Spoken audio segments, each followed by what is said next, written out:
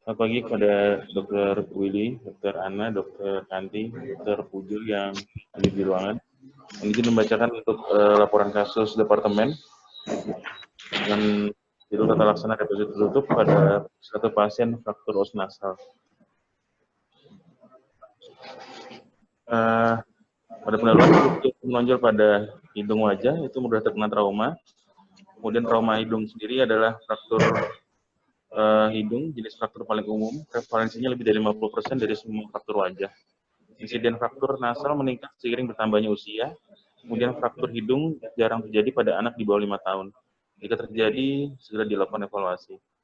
Dapat kenai kulit jaringan subkutis, kerangka tulang, dan septum atau tulang di maksila. Tujuan penulisan ini adalah penulis dan pembaca bisa mengetahui penata laksana tertutup pada fraktur os nasal. Kemudian laporan kasusnya anamnesis dari keluhan utama pasien mengeluhkan hidung kanan buntu sejak anak 5 tahun datang ke THT dengan keluhan hidung buntu. Keluhan dirasakan pasien sejak 5 hari lalu sebelum datang ke RSDK dikarenakan Pak Ferdi, maaf. Ini slide-nya udah di share screen. Sampun dok. Sampun dok. Share screen di Zoom maksudnya. Ya, di Zoom. Sudah. Sudah dok. Sudah, Dokter Kanti. Kok saya nggak lihat ya? Iya, cuman gambarnya nggak jelas. Emang nggak jelas ya dok. Oke. Iya sir. Ada tadi. Ya udah. Oke, lanjut. Jadi, setelah 5 tahun datang ke klinik THT dengan keluhan 5 hari lalu dikarenakan jatuh dari motor terbentur stang motor, kemudian jatuh hidung mengeluarkan darah kurang lebih setengah gelas belimbing. Lalu pasien dibawa ke keluarga ke RSUD Pati dan dilakukan penanganan untuk penghentian perdarahannya. Kemudian pasien dilakukan pemeriksaan foto kepala dan diberitahu jika tulang hidungnya patah. Namun tidak dilakukan penanganan lebih lanjut, dan pasien juga merasakan nyeri kepala, nyeri hidung, gangguan penghidung, dan ada kedua hidung, terutama di sebelah kanan. Pasien kemudian dirujuk ke RSDK untuk penanganan lebih lanjut. Selama 5 hari, hidung rasa tersumbat dan nyeri sekitar 3-4 pasnya, dominan sebelah kanan, nyeri kepala negatif, gangguan penglihatan tidak ada, gangguan makan tidak ada, minum tidak ada, gangguan mengunyah tidak ada. Kemudian pasien dirujuk ke Polri SDK dan disarankan untuk rawat inap untuk merencanakan operasi reposisi hidung dalam biaya. Kemudian riwayat penyakit pernafasan disangkal, hipertensi dan diabetes disangkal, riwayat hepatitis disangkal, pasien adalah pelajar, biaya pengobatan BPJS PBI, kesan ekonomi cukup.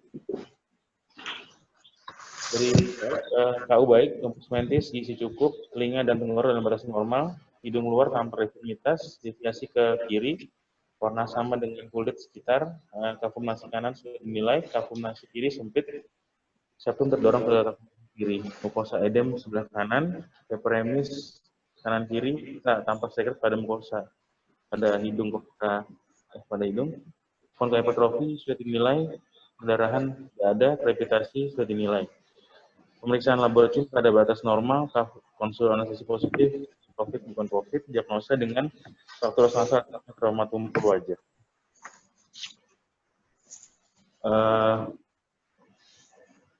Kemudian dilakukan penunjang MRI scan kepala tanpa kontras dan 3D pada tanggal 13 Februari di RSDK, tanpa perdarahan sebelah kanan dan ethmoid kanan, kemudian fraktur os maksilar kanan dan os nasal.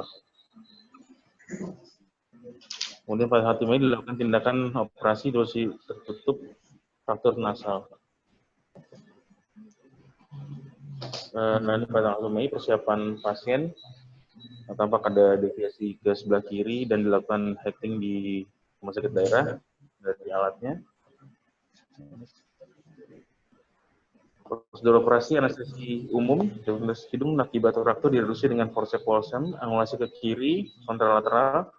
Forceps digunakan untuk cara masukkan masing-masing gila ke dalam rongga hidung sambil menekan septum di pangkalnya dengan dua sisi forceps. Kemudian diangkat forcepsnya untuk mengangkat dari depresi frakturnya. Kemudian setelah ulang hidung dikembalikan pada keadaan semula, dilakukan pemasangan tampon dalam rongga hidung untuk menghindari terjadinya kolaps setelah reduksi tertutup.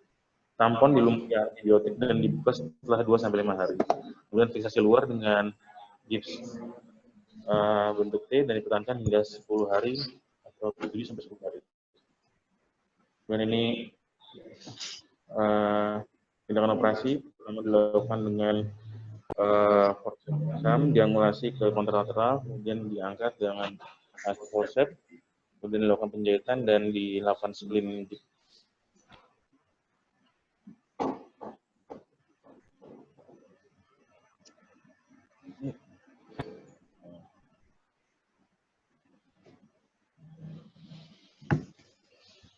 Untuk seperti ini, persiapan operasinya dilakukan septic antiseptik, kemudian di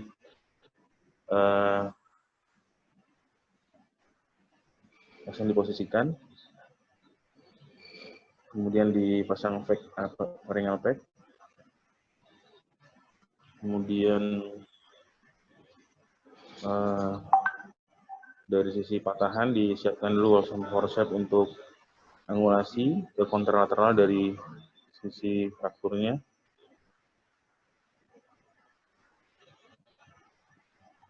Dan ditahan di pangkal hidungnya untuk fiksasi, kemudian dias forceps untuk mengangkat dari reduksinya, dari depresinya. Kemudian hidung sudah terreposisi dan melakukan jahit pada luka terbuka yang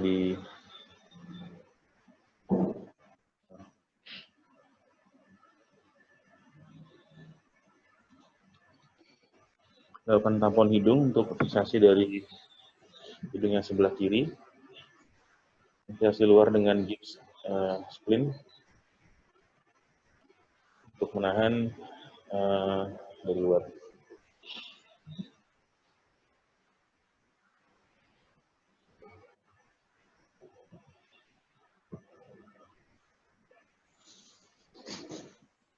Untuk pasca operasi, sulfatasi 500 mg per 24 jam, asam tranexamat 250 per 8 jam, metilprednisolon 31,25 per 8 jam, 12 jam. Fiksasi luar dengan balok gips T, pertahankan tampon hidung 5 hari, kemudian pertahankan fiksasi luar 7-10 hari pasca op. Ini foto pasien pre-op, berontopsi dan H1 pasca operasi, kemudian hari ke-7 pada pasien kontrol, dibuka untuk spleennya dan tampon hidungnya, tampak deviasi yang sudah tampak lagi.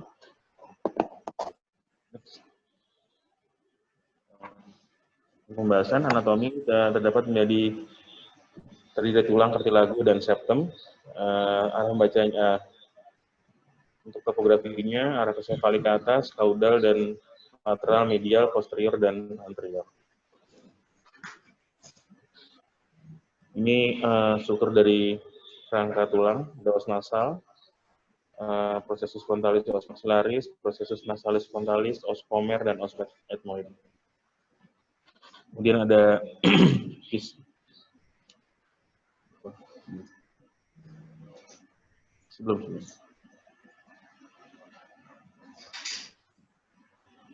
ini ada pada sisi lateral ada kartilago, kemudian di tengah itu ada perbatasan antara kartilago dan tulang frontal, disebut dari keystone.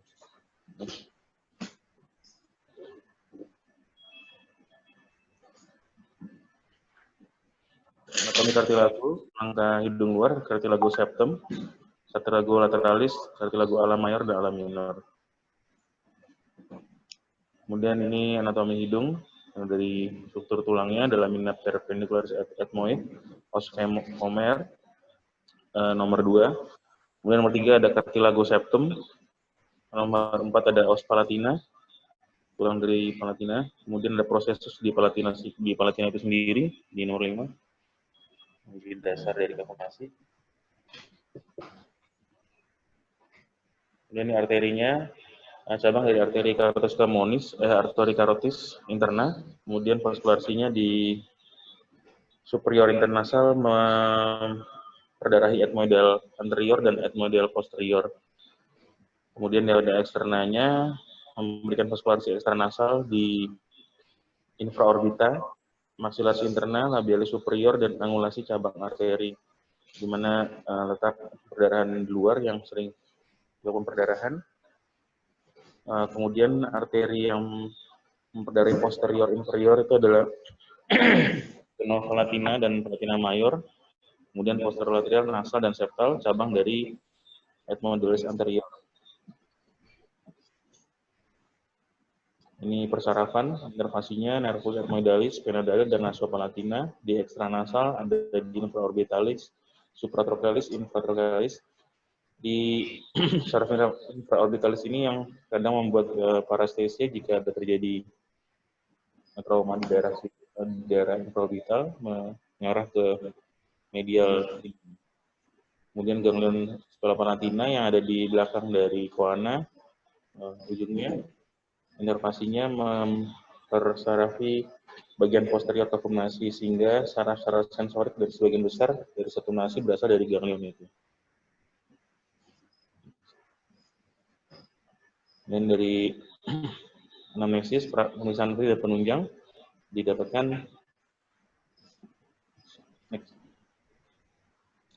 untuk anamnesis ditanyakan untuk yang diperlukan adalah usia penderita, riwayat trauma pada wajah, kumpul atau pentajam, kemudian mekanisme terjadi cedera, apakah dari anterior, dari kaudal, dari superior, atau dari lateral. Mekanismenya, kekuatannya, lokasinya, dan waktu terjadinya trauma sampai dia dapat pertolongan berapa lama. Kemudian ini pemeriksaan fisik dari eksternasal, inspeksi dan palpasi. Di inspeksi kita lihat ada deviasi, septum, perdarahan, atau luka terbuka. Kemudian dari palpasi, adanya edem, ekimosis, pelebaran mitofasial, konektantus, gerakan okuler, dilihat. Kemudian ada krepitasi atau tidak, kemudian ada malokulisi gigi atau tidak. Kemudian pada pemeriksaan fisik di intranasal, kita lihat endoskopi anterior atau nasoskopi, posisi septum ada di tengah atau tidak, hematom septumnya tampak atau tidak, adakah abses pada septum, kemudian ada robekan mukosa atau tidak, ada dislokasi dari kartilago atau dari tulang itu sendiri. Pemeriksaan penunjang ex photo waters occipital mental, dilihat untuk struktur orbita, maksila, zigoma, dinding lateral kafumnasi, dan septum. Kemudian dicurigai adanya faktor jika ada garis lusen dan pendek mencapai bagian anterior cortex os nasal, disuasi dengan sudut tajam, atau ada soft tissue yang swelling. Nah, pemeriksaan penunjang yang lain dengan tomografi masih dipilih untuk menilai luasnya cedera tulang, koronal dan aksial tipis yang tepat, menjadi evaluasi fraktur sinus midfacial orbital dan frontal, hingga dapat mengetahui garis frakturnya terutama pada yang 3D. Dan ini klasifikasinya ada 5 klasifikasi. Pada pasien ini didapatkan dari simple displaced fraktur tipe 3. Ini dari klasifikasinya bilateral atau unilateral atau open book, artinya kanan kiri terbuka, atau komunitif. Diagnosa dipedomkan dengan melihat riwayat trauma, mastoskopi, kemudian palpasi, radiografi, dan dokumentasi dari fraktur itu. Diagnosa banding dari fraktur nasal bisa dibandingkan dengan maksilofaksial fraktur, yaitu parestesia di ipsilateral, nervus 7 dan nervus infraorbitalis terkena atau tidak, kemudian fraktur alveolar, ekimosis gingiva, dan luxatio gingiva. Atau dengan nasoorbital ethmoid fraktur, mungkin terdapat robeknya duramatur atau LCS slip. Kemudian dengan perbedaan dengan zigoma fraktur, bisa dengan deformitas reshape dari arcus zigoma, baik yang lateral maupun yang posterior. Kemudian tujuan terapi fraktur adalah mengembalikan nilai estetik, repair potensi dari RW itu sendiri, kembalikan posisi septum ke medial, kemudian menjaga integritas kaptup dari hidung, mencegah stenosis post-operasi, perforasi septum, dan stenosis. Kemudian menghindari gangguan dari pertumbuhan, terutama pada pasien yang anak-anak. Prosedur penata laksanaannya mempertimbangkan dari faktor usia. Usia tua lebih baik dipikirkan untuk konservatif karena terkait dengan rapuhnya tulang dan usia yang sudah tua. Kemudian usia muda atau anak, variasi anatomi pertumbuhannya berbeda-beda untuk diperhatikan dari setiap anak. Kemudian revisi pada saat usia 13-14 diharapkan pada usia itu septum sudah dewasa, sudah maksimal pertumbuhannya. Kemudian dari segi waktu 1-3 jam pasca trauma dilihat udemnya apakah sedikit atau banyak untuk pertimbangan evaluasi dan manipulasi sehingga mudah jika udemnya berkurang. Kalau pertimbangan waktu udemnya masih besar dipertimbangkan 3-5 hari. Diharapkan udemnya sudah menurun, kemudian evaluasi ulang. Pada dewasa, reposisi tertutup toleransinya 5-10 hari sebelum terbentuknya kalus. Jika sebelum kalus, ya bisa mungkin agak sulit tapi untuk mereposisinya.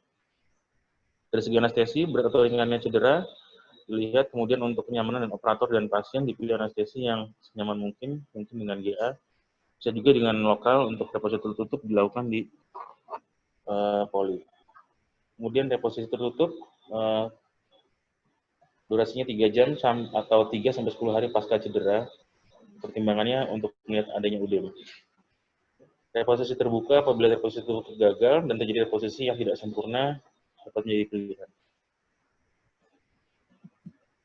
Ini reposisi fraktur tertutup, ada tertutup dan terbuka. Fraktur os nasal unilateral atau bilateral dengan fraktur septum nasi dengan deviasi yang kurang dari 1,5 lebar dari nasal bridge. Pada pasien ini didapatkan tipe 3. Indikasi reposisi tutup adalah fraktur yang luas, deviasi piramid hidung yang lebih dari 1,5 lebar nasal bridge, kemudian fraktur disolasi bagian caudal septum, fraktur septum terbuka, deformitas menetap setelah dilakukan reduksi tertutup.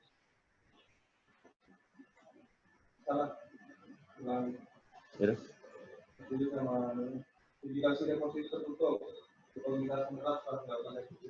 Salah deh. Deformitas menetap setelah dilakukan reduksi terbuka. Bisa terbuka ya, Dok?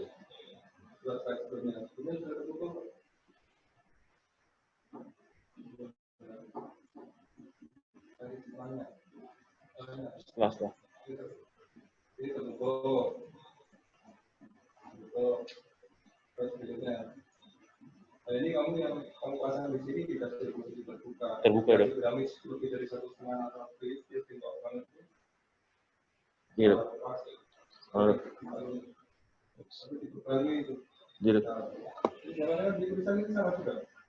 enggak ada. Ini. Dan ini reposisi tertutup dari alatnya, instrumennya pinset bayonet. Kemudian ada hemostat, ada tang spatel, ada spekulum hidung nomor 4. Spekulum hidung dari Kilian dan yang biasa, kemudian suction tip, forceps walsam, 7 forceps as, 8 elevator boys. Kalau bisa masing-masing ditunjukkan, kamu sebutkan satu, boleh tunjukkan semua. Ada nomornya, Dok? 1. Pinset bayonet, kemudian itu hemostat, tang spatel, nomor 3. Nomor 4 ada spekulum hidung. Nomor 5 ada tip suction. Nomor 6 ada walsam forceps. Kemudian 7 ada as forceps. Kemudian 8 elevator boys. 9 ada forceps alligator. Yang ujung itu gunting.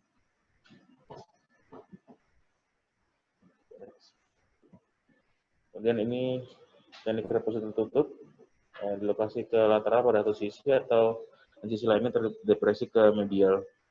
Elevator diletakkan di ujung luar hidung sampai ke kantus medial untuk mengukur kedalaman dari rongga hidung. Kemudian jari telunjuk ditetapkan di berlawanan dengan tepi elevator sebagai penanda panjangnya alat yang dimasukkan. Kemudian masuknya elevator boys pada bagian terdepresi dinding lateral hidung sampai di bawah sudut nasofrontal. Meletakkan jari yang satunya lagi di atas untuk lateral hidung di area yang terdepresi. Kemudian secara hati-hati letakkan alat di bawah nasal yang terdepresi. Next.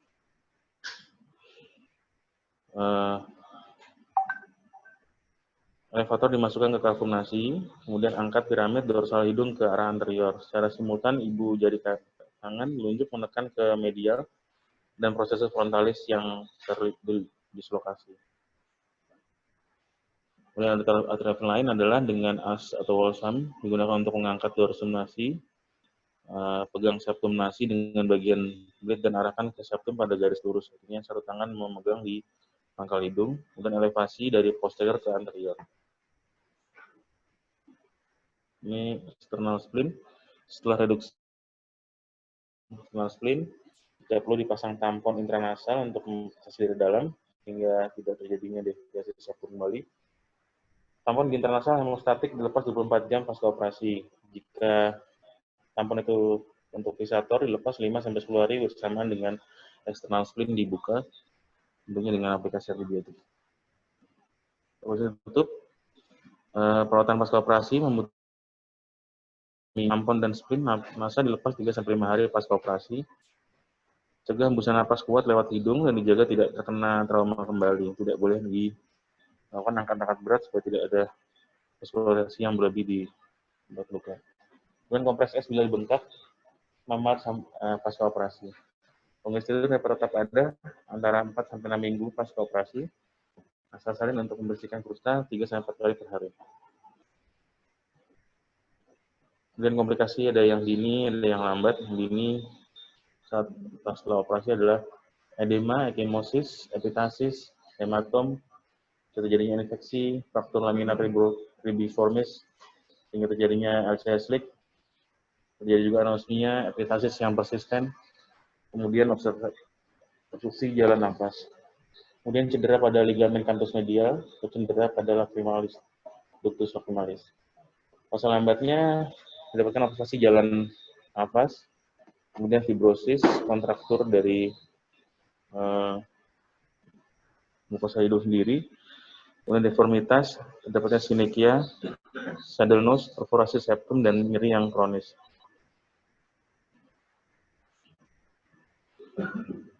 Pada fase emergensi, perdarahan hebat, dilakukan Cotter, nasal pack, dan bisa juga pertimbangan untuk vessel ligasi pembuluh darah. Itu terdapat pada emergensi juga septal hematom, insisi drenase lebih dari 48 jam, pertimbangannya soft tissue-nya akan destruksi. Kemudian tinore cerebrovaskular atau LCS leak itu bisa dikonsultasikan pada neurosurgeon, gangguan penglihatan konsultan dengan oftalmologis. Kemudian prognosis pada faktor nasal sendiri adalah sederhana, faktor yang sederhana tanpa komplikasi baik didapat sembuh dalam 2-3 minggu. Terjadinya myonian deformitas berat atau ringan, dilakukan reduksi atau rekonstruksi di kemudian hari. Septoneplasti, insisi hemodinamik fiksi, mobilisasi septum, kanal anterior, posterior dan inferior, reseksi, reposisi, rekonstruktivisasi dilakukan jika pada fase lanjut ditemukan tidak adanya kepuasan pada pasien atau tidak terjadinya posisi anatomis. Next. Alur dari algoritma faktor nasal sendiri dibagi berdua, baru atau lama. Kemudian dari foto dokumen Waters atau CT scan digambarkan deformitas piramid atau deformitas septumnya. Jika tertutup kurang dari 14 hari, pemilihannya edem tidak ada atau minimal dapat dilakukan reproduksi tertutup menggunakan kunam as atau waslam, fiksasi selama 7-10 hari. Pada pasiennya sudah dilakukan sesuai dengan algoritma. Kesimpulannya dilakukan seorang anak laki-laki 5 tahun, obstruktur nasal tertutup pasca trauma, keluhan hidung buntu kedua hidung, terutama hidung kanan, kemudian nyeri hidung, nyeri antara kedua mata, sakit kepala. Pasca trauma terdapat perdarahan dari hidung, ada gangguan penghidu, terutama hidung kanan, tidak ada penglihatan kabur dan tidak ada mata proces. Pada pemeriksaan didapatkan adanya deformitas hidung luar, kafum nasi kanan sempit dan sulit dinilai, kemudian kafum nasi kiri longgar dan septum tanpa deviasi. Dilakukan operasi reposisi fraktur nasal tertutup, pendekatan endonasal, keluhan saat kontrol H+7, nyerinya berkurang menjadi fase 2, hidung itu tidak ada, sakit kepala sudah tidak ada, rembes darah tidak ada, dan posisi hidung relatif kembali ke medial.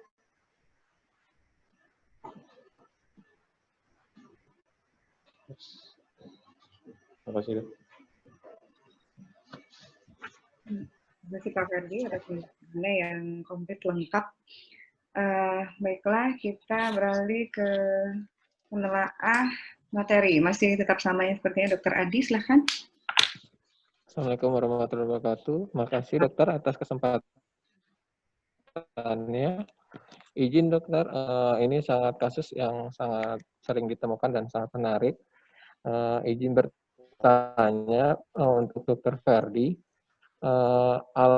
kenapa pada anak ini masih usia pertumbuhan, apakah akan terjadi komplikasi pasca tindakan atau tidak? Terus yang kedua, kenapa dilakukan reposisi tertutup sedangkan ini sudah terlihat adanya deformitas wajah yang sangat berat? Itu aja pertanyaannya dokter. Ya, bisa langsung dijawab Dr. Ferdi. Ya, izin menjawab, dokter. Pada fraktur laki-laki anak ini usia 5 tahun, kemudian kenapa dilakukan posisi tertutup? Karena pertimbangannya tidak ada udem yang terlalu berarti, kemudian fraktur tertutup, kemudian kurang dari 14 hari menurut algoritma, kemudian fraktur masih dalam tipe 3, tidak komunitif, artinya frakturnya masih simpel, sehingga dipilih untuk dilakukan reposisi tertutup. Dan pilihannya juga kenapa pada anak 5 tahun dilakukan tertutup, karena pertimbangan dari pertumbuhan tulang itu sendiri belum maksimal. Maksimal tulang mungkin diharapkan sudah dewasa umur 13 sampai 14 tahun. Kurang dari usia itu, pertumbuhan tulang akan terganggu jika banyak manipulasi dari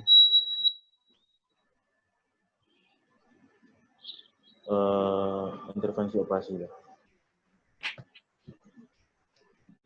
Bagaimana Dr. Adi? Sudah jelas? Iya dokter, sudah sangat jelas dokter. Terima kasih dokter. Ya, mungkin ada tambahan dari Dr. Willy, Dok? Jadi memang kalau kita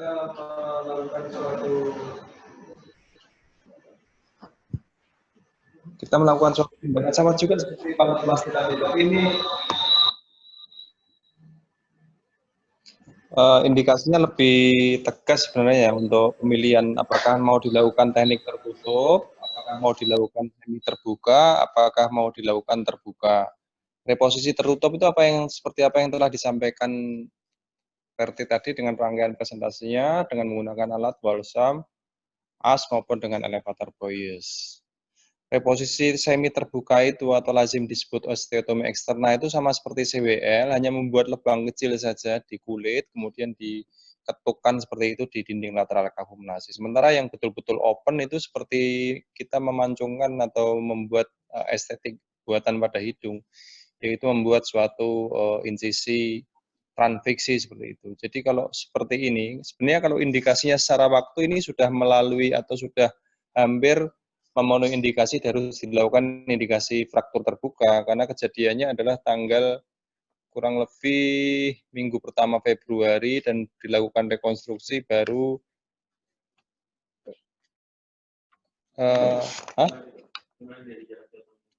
antara waktu kejadian dengan operasi berapa lama? 5 hari ya, berarti secara waktu memang ideal dilakukan tertutup ya, jadi indikasi tertutup itu memang sebisa mungkin tidak lebih dari 14 hari. Batas waktu betul-betul memang terlalu lambat, paling lambat itu adalah 21 hari atau 3 minggu. Lepas dari itu maka memang sebaiknya dilakukan indikasi terbuka ya, tapi pada anak ini kebetulan secara waktu ya, sekali lagi secara waktu memang masih memenuhi indikasi reposisi tertutup, di mana waktunya masih berapa hari tadi Ferdi? 5 hari. Dengan waktu yang masih singkat tersebut, jaringan fibrus belum terbentuk, hialin belum terbentuk, kalus belum terbentuk, sehingga jembatan fraktur masih terbuka dan memungkinkan terjadinya refracturing atau reposisi dengan teknik yang tidak membuka atau reposisi tertutup. Sudah cukup. Ya. Jadi dengan periode waktu yang di bawah 10 hari, di bawah 14 hari, itu masih bisa dilakukan reposisi tertutup. Kalau sebenarnya dilihat dari deformitas, ini pasien ini sebenarnya diindikasikan untuk reposisi terbuka. Karena sebagaimana tadi indikasi reposisi terbuka adalah fraktur, coba gambar frakturnya anak ini. Di mana lebih dari satu setengah nasal bridge atau jembatan hidung. Artinya kalau mungkin dikaitkan dengan bentuk hidung itu deformitasnya sangat, nah ini kan betul-betul mencong sekali, ini lebih dari 1,5 nasal bridge, jembatan hidung. Jadi melihat deformitasnya sebenarnya indikasi reposisi terbuka. Cuman satu lagi, reposisi terbuka, apalagi kalau dilakukan dengan teknik transfiksi itu berarti harus mengelevasi septum, mengelevasi vestibulum nasi, membuat insisi pada interkartilago ala mayor dan ala minor itu relatif traumatik pada anak semuda ini. Jadi pertimbangannya dengan mempertimbangkan waktu, dengan mempertimbangkan usia, maka walaupun lebarnya lebih dari 1,5 nasal bridge, maka tetap dilakukan reposisi tertutup. Dan alhamdulillah durante operasi tidak dengan melakukan berulang kali manuver, satu kali manuver ditekuk ke medial dengan menggunakan walsham, ya, jadi dipuntir atau dirotasi ke arah medial dulu dengan menggunakan walsham, kemudian dielevasi ke superior dengan menggunakan as, segmen atau fraktur yang mengalami deformitas kembali pulih, kembali repositioning lagi ke posisi semula. Ya memang tindakan seperti ini antara kasus per kasus antar pasien per pasien bisa berbeda-beda. Ada yang durante operasinya sulit ya, digerakkan sulit juga, kemudian dielevasi juga sulit. Dan alhamdulillah kebetulan pada pasien ini kok mungkin karena faktor usianya ya, jadi relatif mudah, relatif bisa cepat kembali ke semula, dan setelah di AF tampon pun segmen yang kita kembalikan ke semula itu tetap berada pada posisi yang semestinya. Ya, kadang pada beberapa kasus durante op kita kembalikan seakan-akan balik pas tamponnya dicabut 5 hari kemudian tamponnya dibuka ternyata tampak bengkok lagi. Kebetulan pada pasien ini kok tetap lurus. Coba fotonya pasien lagi. Yang pasca operasi ya. Nah, ini yang pasca operasi.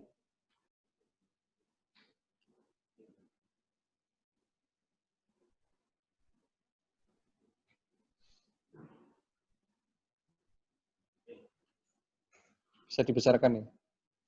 Before after ada before after kanan kiri terpasang. Ada yang before afternya yang terpasang kanan kiri. Enggak, maksudnya yang terjejer dua gitu loh.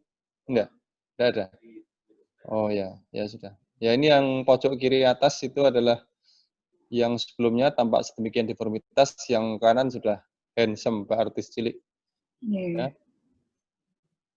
Jadi secara estetik tercapai, kemudian secara fungsi masih ada sumbatan sedikit, tapi karena pilek sama ada stol-stol sedikit. Tapi setelah dibersihkan juga nasal passage-nya juga lancar. Ya, begitu ya. Mungkin demikian Dokter Kanti. Ya, terima kasih dok, memang perubahannya sangat luar biasa nih, jadi artis cilik. Bagus banget. Ya, untuk materi, apakah ada yang mau ditanyakan lagi dari residen? Tidak ada? Ini ya, mungkin saya tambahkan satu lagi ya. Saya sering menekankan itu kita sudah dulu residen kan apalagi hanya forceps as ya, tapi makin ke sini makin tahu, banyak residen yang tahu bahwa selain forceps as ada balsam forceps dan elevator. Elevator itu kalian harus sebutkan nama belakangnya. Elevator nanti elevator keliru. Jadi harus nama ahli penemunya juga harus elevator Boyes ya. Jadi sebutkan 3 alat utama untuk reposisi. 1 as forceps, 2 balsam forceps, 3 adalah elevator Boyes. Jadi 1 bisa saling menggantikan atau bisa saling dikombinasikan. Jadi bukan artinya ketika menggunakan 1 alat, alat lain tidak digunakan, enggak. Jadi bisa menggunakan 1 alat dan atau kombinasi dengan alat yang lain. Jadi misalnya dikasih dirotasi pakai walsham tidak bisa, dielevasi tidak bisa, mungkin bisa dicoba dengan elevator Boyes. Begitu berganti. Ya, terima kasih dok. Baik, kalau tidak ada pertanyaan tentang materi, kita ke reviewer tata penulisan. Dr. Tiar, silahkan. Dok, izin saya share screen dok untuk tata tulis lapsus kali ini. secara umum dari tata tulisnya ada cukup lumayan koreksi. Pada bagian cover, ini untuk tulisan laporan kasus seharusnya ditulis kecil, hanya huruf depannya saja yang besar. Untuk ukuran font sudah baik. Lalu untuk masalah bold di bagian bawahnya, bagian sampai ke tahun 2020. Untuk masalah isi, lebih banyak tentang yang harus di italic atau typo-typo. Khusus pada bagian halaman 1 ada kata CSF yang belum dijelaskan singkatannya terlebih dahulu. Lalu untuk selanjutnya, untuk gambar, ini karena gambarnya cukup banyak, mungkin lebih baik jika dicantumkan keterangan di gambar yang atas. Di bawah ada before after, mungkin bisa dicantumkan seperti itu posisinya. Lalu untuk bagian ini lebih banyak ke typo-typo. Untuk bagian pembahasan, numbering-nya untuk masing-masing subbab dari pembahasan masih belum sesuai. Mungkin disesuaikan, yang lainnya lebih banyak masalah typo saja. Baik, saya rasa sudah saya tandain untuk typo-typonya, masalah spasi dan italik-italiknya. Saya rasa cukup seperti itu, dokter, dari saya. Terima kasih, Dr. Tiar. Nanti bisa diperbaiki ya, Pak Ferdi. Kemudian untuk reviewer daftar pustaka, Dr. Nurma, silahkan.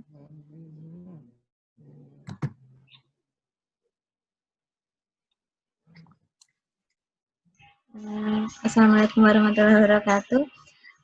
Baik, terima kasih dokter atas kesempatannya.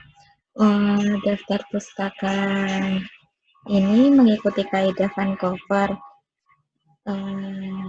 Dari sini bisa dilihat nomor 1, 2, 4, 6 itu sudah lebih dari kaidah yang ditentukan, seperti jurnal harusnya lebih kurang dari 5 tahun atau buku kurang dari 10 tahun.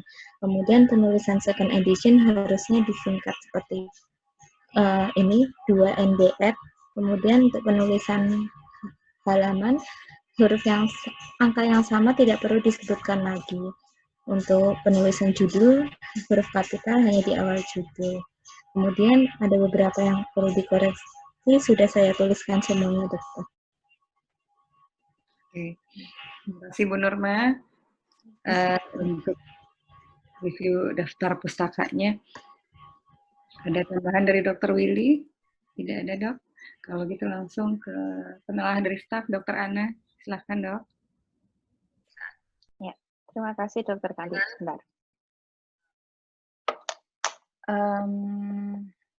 Ya, jadi komentar saya secara overview ya untuk penulisan kasus Dr. Ferdi ini, banyak sekali typo, kemudian banyak sekali kalimat kalau yang dibaca sulit dipahami maksud kalimatnya. Jadi saya minta nanti bisa diperbaiki, dibaca ulang. Pak Tiar, saya minta tolong juga kalimat-kalimat yang nggak bisa dipahami itu ditandain. Jadi lebih mudah untuk pembaca untuk mengerti isi dalam satu kalimat atau satu paragraf. Yang di tempat saya sudah saya tulis banyak sekali, jadi nggak perlu saya sampaikan. Saya mau bertanya langsung untuk ke poin-poinnya. Yang pertama adalah di sini pada laporan kasus, di halaman 6 dituliskan operasi septorinoplasti dan reposisi tertutup os nasal. Sebetulnya yang dikerjakan memang 2 operasi itu atau hanya reposisi tertutup saja?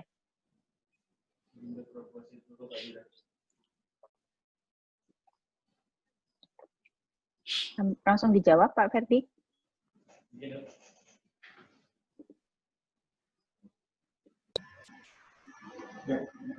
Izin, dok.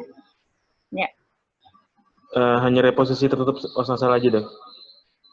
Oke, karena memang kalau kita lihat pada uraian di laporan operasinya hanya reposisi tertutup os nasal. Jadi Nanti dibetulkan ya. Iya, Dok. Kemudian pada durante operasi ditulis menggunakan elevator FRIR atau forceps as. Jadi yang dipakai FRIR atau as. Yang dipakai itu as sama walsam, Dok. Tapi nggak ditulis di sini. Yang ditulis beda. Berarti walsam, kemudian dilanjutkan as. Ininya nggak cocok. Tapi juga indikasinya harusnya terbuka, tulisannya judulnya tertutup. Agak salah sambung itu. Iya, Ya, Dok. videonya sudah tepat tadi itu, Ferdi? Video, Mau ya. koreksi Dokter Ana, soalnya nggak cocok ini antara ulasan dengan yang di sini, dengan video ditambahkan video ini Bu Ana lihat kok tadi. Iya, Pertama tadi saya balsam, lihat. kedua Makanya as. nggak sesuai, Dok. Oh, Terus, nah, ya baiknya diperbaiki ya, Dok, karena kan nanti yang akan diingat orang itu yang ditulis malahan, karena yang tercatat.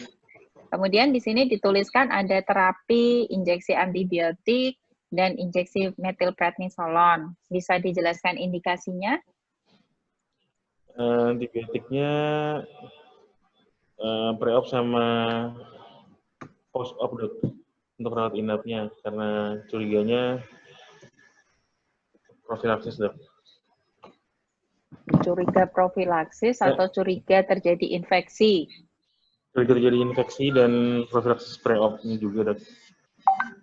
Oke, jadi alasannya nanti diperbaiki ya, karena profilaksis itu kita tahu hanya diberikan preoperasi. Jadi selama operasi maupun setelah operasi tidak. Tapi misalnya indikasi yang berbeda karena pasien dipasang tampon sehingga perlu antibiotik, itu boleh. Tapi menjawabnya harus sesuai. Kemudian metilprednisolon, ada indikasinya kenapa diberikan? Untuk mengurangi udem, Dok, pasca reposisi atau manipulasi, Dok. Oke, ada beberapa literatur yang menyebutkan malah tidak dianjurkan pemberian kortikosteroid. Makanya saya bertanya, adakah indikasi khususnya atau misalnya memang itu kontradiktif gitu, yang digunakan di sini dasar yang mana, itu nggak masalah sih. Jadi nanti disebutkan aja dasarnya. Kemudian pada pasca operasi dievaluasi, ini pada halaman 8 dituliskan ada evaluasi pasien diminta kontrol. Kemudian saat kontrol ada keluhan lain-lain ini. Itu kapan kontrolnya? Di sini tidak ada keterangan. 2 hari, kemudian kontrol hari kelima, Dok. Jadi 7 hari dia setelah pasca opnya, Dok. Ditulis ya di sini kontrol pada hari ke-7 pasca operasi. Iya, Dok. Kemudian perlu tidak pasiennya kontrol lanjutan? Kalau perlu, ditulis kapan seharusnya dia kontrol kembali. Perlu nggak kontrol lanjutannya? Untuk apa? Untuk evaluasi dari rongga hidungnya, Dok. Oke, itu ada jahitan di luar, itu perlu di-updating atau tidak perlu? Ini jahitan yang di RSUD, Dok, yang kita jahit subkutikuler, Dok, sebelah kanan. Ya, jadi tidak perlu untuk updating. Iya, Dok. Oke. Kemudian pada pembahasan nanti tolong dibaca lagi pada paragraf kedua. Di sini dicampur aduk pokok pikirannya, membahas tentang gejala, tanda, klasifikasi, etiologi, dicampur semua. Nanti tolong dipisahkan ya. Sudah saya kasih note. Yang ingin saya tanyakan adalah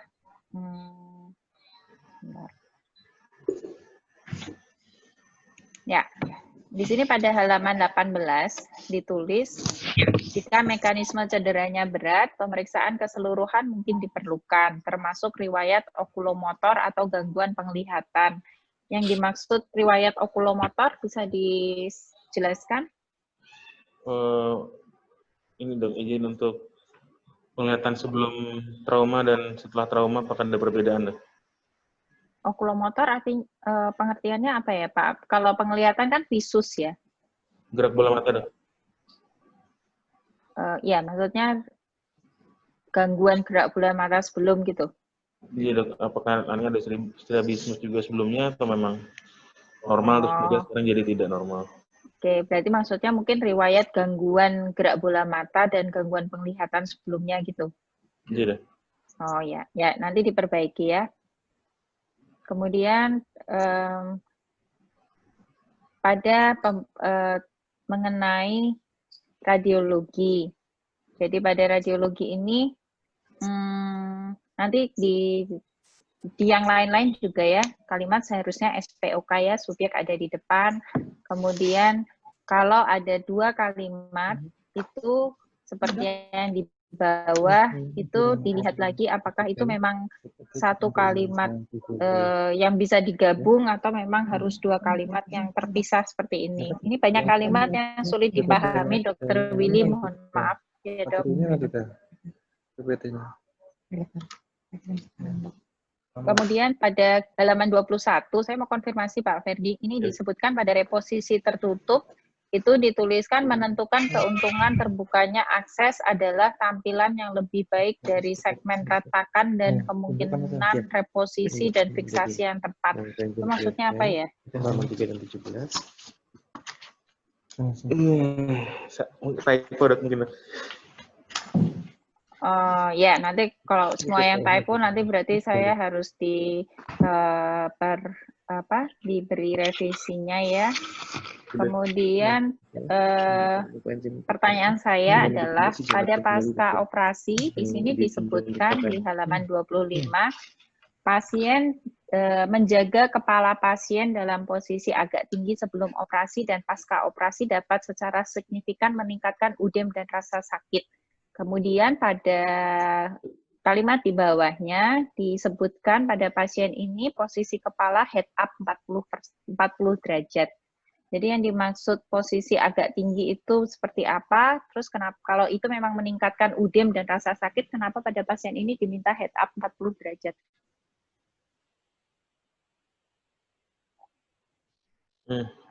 Gitu. Dijawab. Supaya aliran darah tidak terlalu banyak ke daerah ini Dok, daerah hidung atau kepala Dok, sehingga mengurangi vasodilatasi atau iya Dok, untuk mengurangi dilatasi pembuluh darah Dok.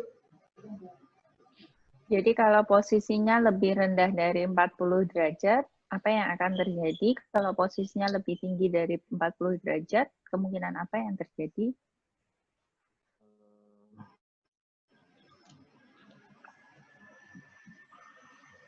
Baiknya memang lebih tinggi kepala Dok, maksudnya untuk 40 derajat. Maksudnya ini secara signifikan menurunkan Dok, maksudnya. Tipu lagi berarti. Tipu berarti ini tipu nih Pak. Jadi seharusnya memang dalam posisi head up 40 derajat agar lebih tinggi itu lebih baik seperti itu. Gitu. Oke, ya berarti nanti dibetulkan. Kemudian harusnya berarti apa ini Pak Ferdi? Tulisannya harusnya bagaimana? Head up Dok. Enggak, ini yang menjaga kepala pasien dalam posisi agak tinggi sebelum operasi. Harusnya mengurangi Dok. Justru mengurangi odem ya. Oke. Gitu. Ya, kalau bisa diberikan referensinya Pak. Jadi ada beberapa referensi soalnya menyebutkan ketinggian atau elevasi tertentu. Ada yang berdasarkan referensi dari anestesi, jurnal anestesi, misalnya untuk hipotensi terkendali. Ada yang malah diminta untuk posisi 90 derajat, seperti itu. Jadi kalau bisa nanti ditulis referensinya ya. Ada referensi dari mana, seperti yang dimaksud oleh Pak Ferdi ini. Kemudian di sini masih tercampur ya pada subbab nomor 8 ini kan tentang anestesi ya, tetapi isinya selain anestesi di sini juga dituliskan juga mengenai komplikasi dan lain-lain. Jadi nanti tolong dipisahkan tersendiri ya untuk anestesi maupun komplikasinya karena pembahasannya berbeda. Kemudian pada pasien ini apakah terjadi komplikasi? Tidak ada. Tidak ada komplikasi. Kontrol kemudian, tidak ada. Ya, kontrol tidak ada. Tapi kontrolnya kan baru hari ke-7 ya. Setelah itu belum ada kontrol lagi ya. Iya. Oke. Kapan kita minta pasien untuk evaluasi, untuk memastikan tulang hidungnya itu tidak jatuh lagi. Kita tahu kan selama proses penyembuhan masih mungkin tulang itu akan bergerak karena fiksasi luar dan fiksasi dalamnya sudah diambil. Kapan pasien perlu dilakukan evaluasi ulang? Evaluasi ulang untuk nasoskopi antara 2-3 minggu, Dok. Kalau pembentukan kalau sendiri maksimal 6 minggu, Dok. Jadi kapan perlu pasien untuk dievaluasi? Yang saya maksud bukan hanya untuk nasoskopi ya. Pasien ini kan dari awal ada deformitas luar. 1 minggu setelah kontrol yang pertama, Dok. Kemudian 2 mingguan. Katanya tadi terakhir pembentukan kalus adalah 6 minggu. 6 minggu. Iya. Apakah kita tidak perlu menunggu sampai akhir pembentukan kalus, kemudian kita evaluasi apakah terjadi deformitas lagi atau tidak, seperti itu? Setelah 6 minggu, baiknya dilakukan juga evaluasi, Dok. Pada PPK ada nggak? PPK. Atau ada algoritma dari mana gitu yang menyebutkan evaluasinya kapan gitu? Kalau dari Bailey bilangnya 6 minggu, Dok. Maksimal untuk melihat pertumbuhan kalus itu sudah maksimal. Oke, berarti nanti harus ditulis sama seperti tadi Bu Ade ya. Yang perlu ditambahkan adalah perawatan pasca operasi, evaluasi, dan prognosis.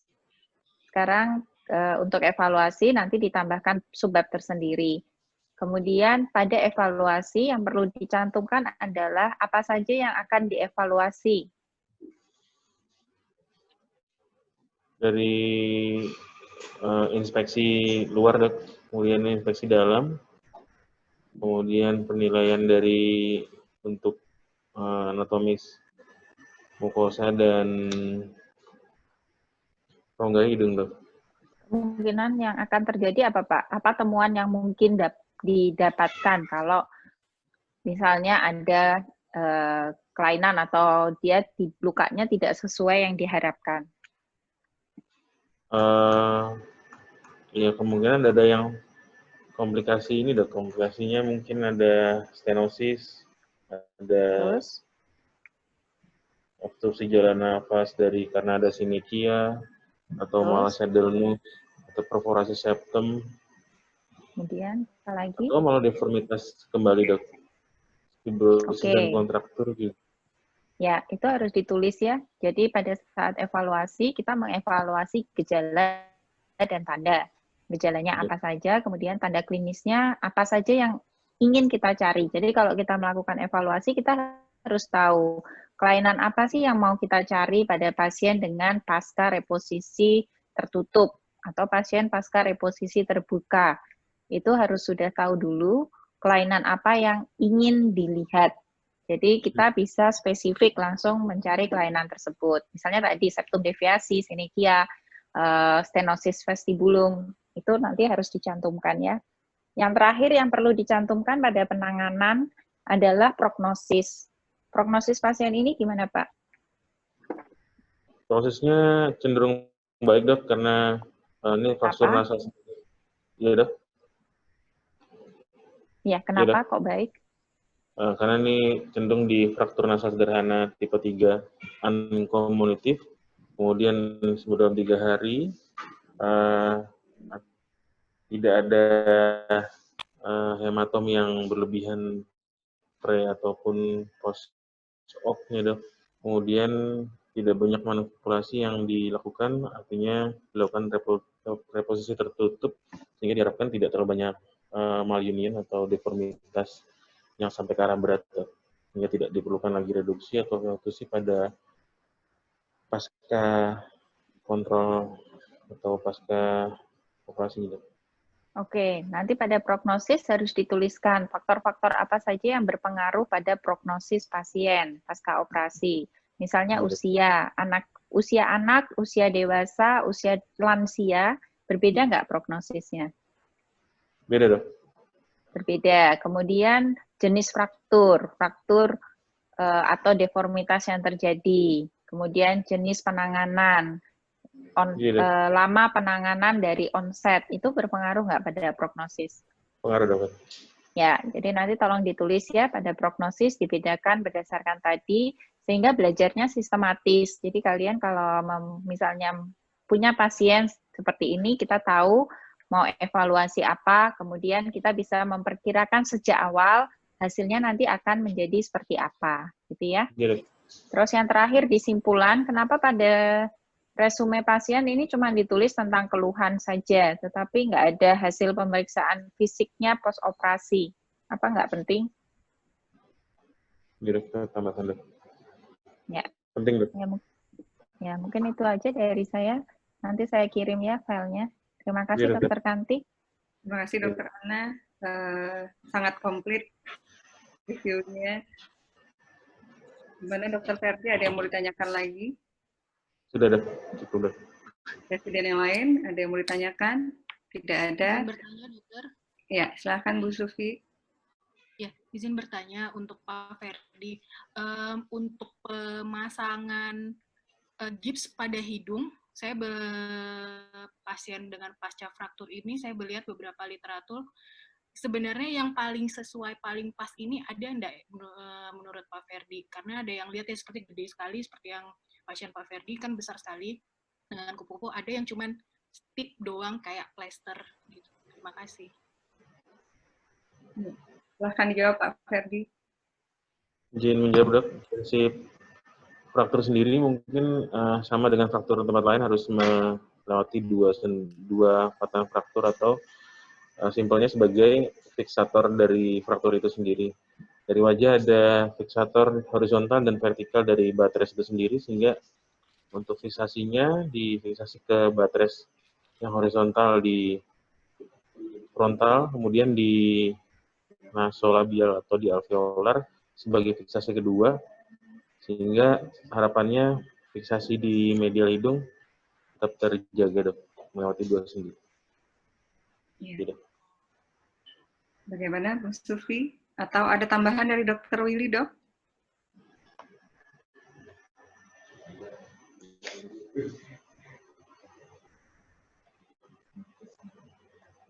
Lagi sudah keluar, dok. Oh, udah keluar ya? Dok.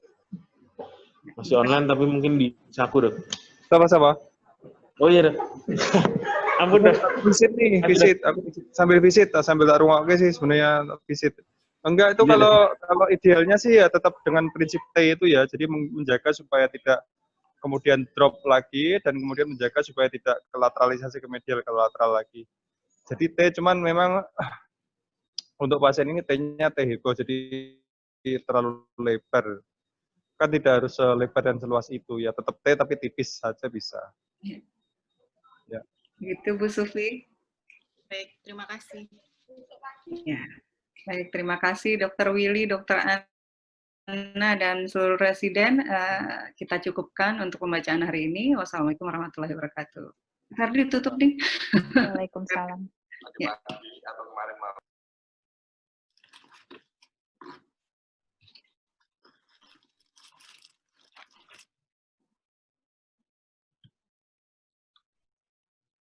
Pak Ferdi di-unmute kalau mau ngomong. Oh iya, dok, terima kasih atas perhatiannya Dr. Kanti, Dr. Ana, Dr. Willy, dan Dr. Pujang di tempat. Demikian pembacaan dari Departemen Lapsus Departemen dari Divisi Plastik. Terima kasih, dok.